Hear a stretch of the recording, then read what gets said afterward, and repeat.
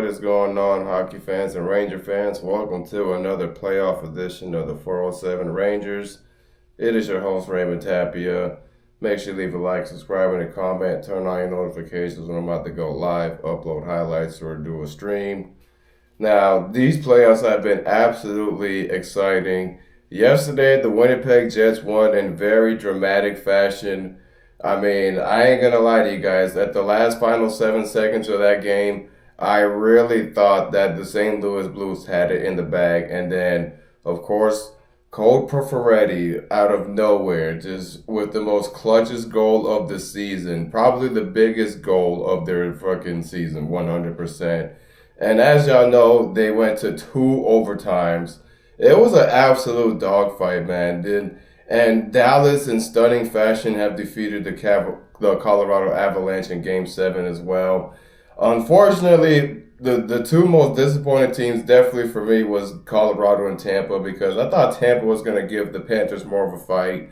But it turns out the only difference with this year, they only won one more game instead of getting swept.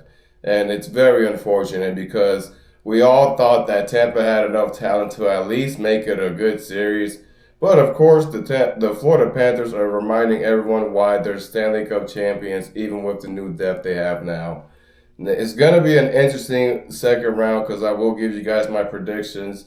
But the first round was definitely a dogfight. The only two series that probably weren't as much has to have been, well, it's three technically, because you had the Panthers and Lightning and the Canadiens and Capitals and the Canes and Devils. All three of those series ended up going 5 games. So out of all the other ones, they all went 6, 7 games for sure. So it's been an interesting playoff series already, and we're finally getting to the second round. So I will give you guys my second round predictions because, as y'all know, you have the Capitals facing the Hurricanes, and then you have the Maple Leafs facing the Panthers in the East. And of course, you have the Dallas Stars facing the Winnipeg Jets, and you have the Oilers facing the Golden Knights. Now, I'm not gonna lie to you guys. All four of these series are going to be must-watch TV. I think we're gonna absolutely see a lot of dogfighting out of every single one of these teams in the series. The Panthers and Maple Leafs. With the Toronto Maple Leafs definitely have shocked the world now because, like I told y'all, they can definitely pull it off. And as I predicted, they went 7 games and beat the Senators in Game 7. So that was definitely crazy to watch. And of course, all the other teams, as I predicted, the Golden Knights won in Game 6. And then you had the Oilers, they won in Game 6. And who else did I predict to win Game 6? I think that's pretty much about it because I already predicted that the Panthers and Lightning, it could possibly go set. I thought it was going to go 7 games, but it didn't. So we had that out the window. But every other matchup, I definitely was pretty accurate and correct with how it all turned out. And then, of course, the Winnipeg Jets and Blues series. And as I predicted, it was definitely going to be a back and forth dogfight in that series. And I'm very shocked that the Winnipeg Jets finally advanced to the first round and they got that first round slump off their shoulder. It felt like the camel was off their back 100% on that one. Because you guys know the Winnipeg Jets always have these great regular seasons, and then when as soon as the playoff comes, somehow like they forgot how good they were playing in a regular season.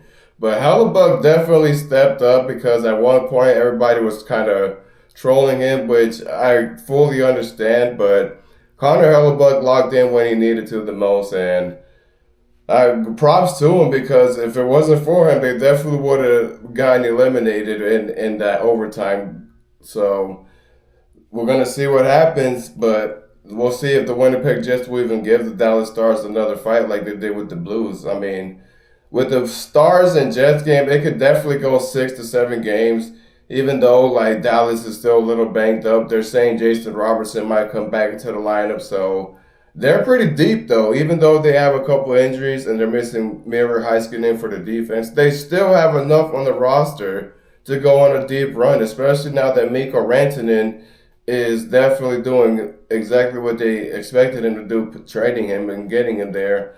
So Dallas can definitely be a team that can give another deep run like they did last year. So I definitely could see the Dallas Stars beating the Winnipeg Jets, maybe Game Six, but the Jets can definitely force a Game Seven. I just don't see Winnipeg getting to the next round because Dallas has far too much experience. They've been to the playoffs way too many times. They've been in deeper rounds, and that's where the advantage is going to come in for the Dallas Stars because they have the advantage of what they have to do in these kind of rounds and situations. Now for the Edmonton Oilers and Vegas Golden Knights, I have Edmonton winning in possibly Game Seven because both teams are pretty much kind of even now. And now that Edmonton is adjusted to goaltending and not having Stuart Skinner playing, it's definitely going to give Edmonton a shot to probably go on a deeper run, maybe even win it for the first time for a Canadian NHL team to do it in a long time. So you never know.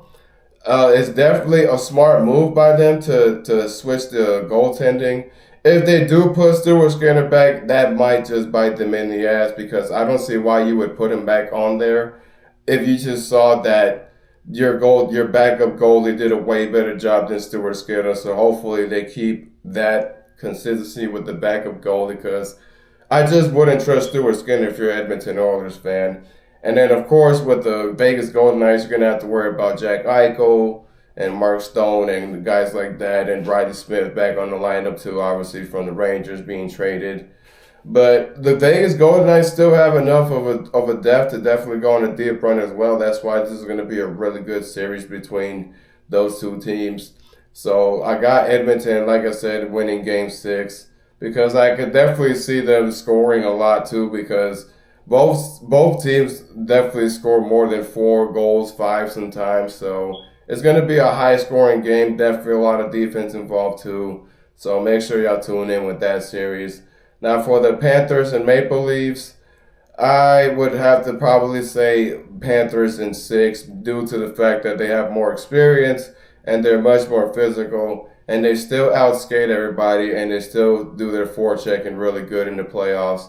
And Ekblad is probably going to be suspended for 1 game if I'm not mistaken. So it's crazy because he just got back from a suspension and he's already like suspended again. But the Florida Panthers can definitely have the upper hand on this one. Toronto's just going to have to start shooting the puck a lot more into the net. Marner, Tavares, and Matthews, and Nylander, and Max Domi, and everybody else. Stolarz is going to have to play spectacular goaltending. So if the Maple Leafs want to even give the Panthers a fight for their life, they're going to have to probably play the best hockey they've ever played ever. Like, you're going to have to see the Maple Leafs unleash something you've never seen them unleash before. So Panthers in 6, though, even with the dedication and determination from Toronto. Because, like I said, Florida's just too tough. They're too stacked and they're too physical. And they can definitely go back to the Cup again. They're getting underestimated, and they're reminding everyone they are still contenders.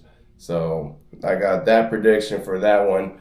Now, Canes and Capitals, that one's going to be an interesting one because they're both similar teams. They both have the similar play style. They both have a lot of good depth. They have top 4 lines as well. And it's just going to be a really good matchup because the Carolina, you have Catfield and Aho and Seth Jarvis and Jacob Slavin for defense and Brett Burns. Even though he's like 40 years old, he can still play, obviously. And everyone else, Neveshkov and those guys.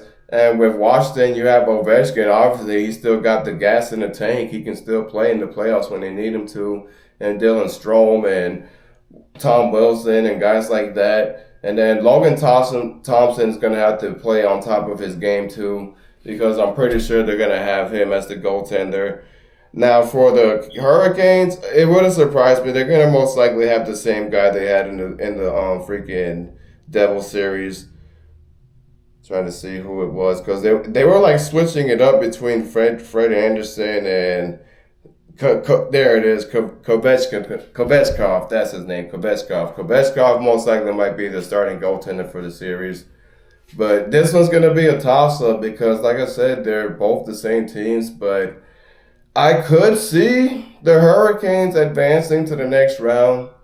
I see the Hurricanes possibly going 6. Washington could force a game 7, but the only way Washington can beat the Hurricanes is if they outplay them in the physical standpoint and defense. Because Carolina can definitely score a lot of goals, and they have a pretty good power play team. So I got Hurricanes in 6. So that's your predictions for the second round. I appreciate y'all for tuning in. And we're going to see what happens from here. See who goes to the conference finals for both ends. And make sure y'all leave a like and subscribe. And y'all make sure y'all enjoy the playoffs.